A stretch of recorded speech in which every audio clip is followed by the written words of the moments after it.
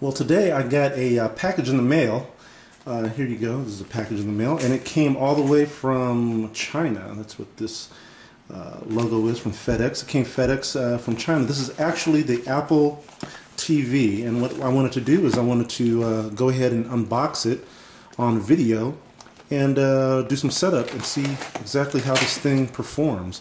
First thing you notice is that this box is like hella small, and it's pretty nice. It's actually boxed up pretty well, and wow, the box that the Apple TV comes in is even smaller than that. Incredible. Very, very small. So get rid of that thing. And so let's see. Okay, it's all shrunk wrap, and of course, as we know, it comes with the 802.11n Wi-Fi, HDMI compatible. Has a nice little remote control to go with it. And there's our parts and information. So let's see, let's go ahead and open this thing up.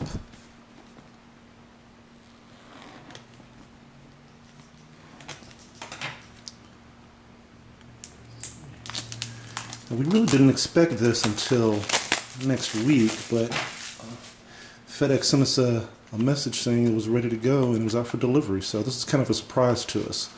So as we're unboxing it, there you go, Apple TV. And Apple TV doesn't really come with anything except, oh there, look how small it is. Again, kind of shrunk wrap, and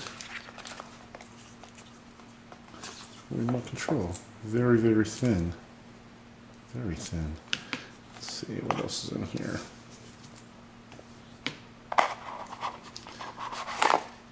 Okay, so it gives us a power cord.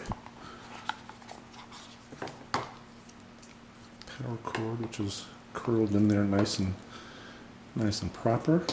Let's see, and what else? Let's see. Oh, setup guide. Okay, we don't care about that.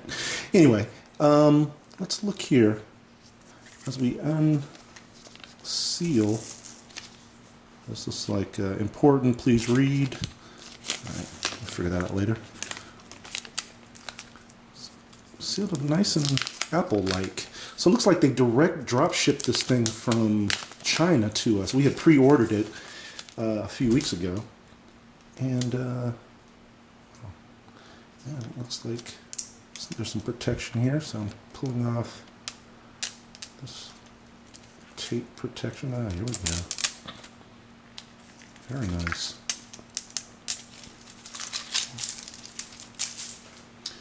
A little tape there. It's kind of got a rubberized bottom. And let's see here. We're going to go ahead and there's our power, our HDMI. It's got a little space for USB mini, optical out, and Ethernet. And that's about it. You can't really tell where the infrared receiver is. Oh, I did want to look at it and compare to our Western Digital. Most people compare it to the old Apple TV. I'd rather compare it to something that I actually have, which is a Western Digital TV Live Plus, and the Apple. So you can see it's very much smaller. And then even one of the latest players on the market, which is our Seagate GoFlex TV. So all these guys are small, but nothing compares to the tiny mite of this Apple TV. So we're going to go ahead and go to the theater room and see what we can do. Okay, well here we are, and we're about to try to hook up our Apple TV here. We got still in the shrink wrap. We have our remote control, little battery compartment, and let's see here. And again, real simple. We have our HDMI cable. I'm gonna hook up the HDMI. Wow, the cable is much heavier than the Apple TV. We have our Ethernet. Hook up the Ethernet, and lastly, we have our power cable. Here's our power cable. We want to hook up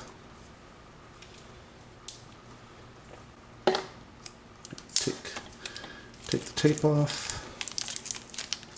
Oh boy.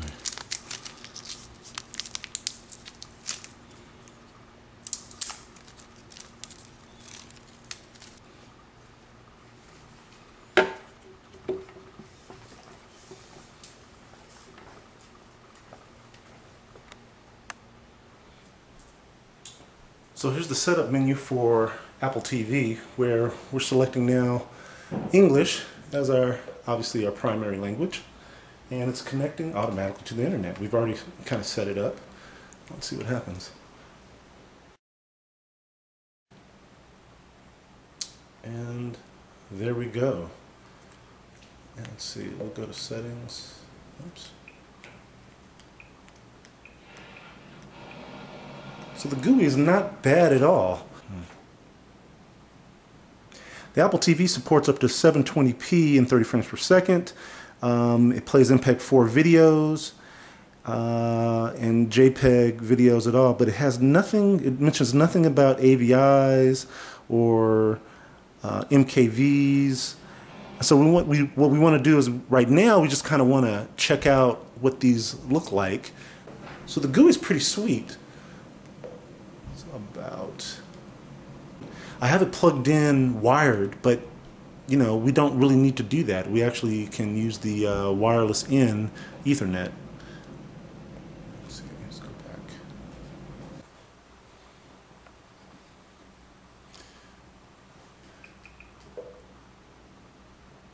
So as we reach the GUI for the Apple TV, we see where we can check out our movies, TV shows, internet, computers, or following the iTunes library and different settings.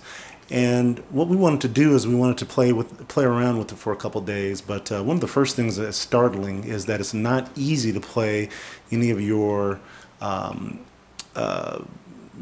audio, video files that are actually stored on external hard drives or your computer. So it looks like we can, you know, easily rent movies and TV shows, but if we just wanted to play our home videos, it's not exactly easy right now. Like I said, it's pretty simple to rent a movie for $4.50 or to look at a television show, so 99 cents an episode.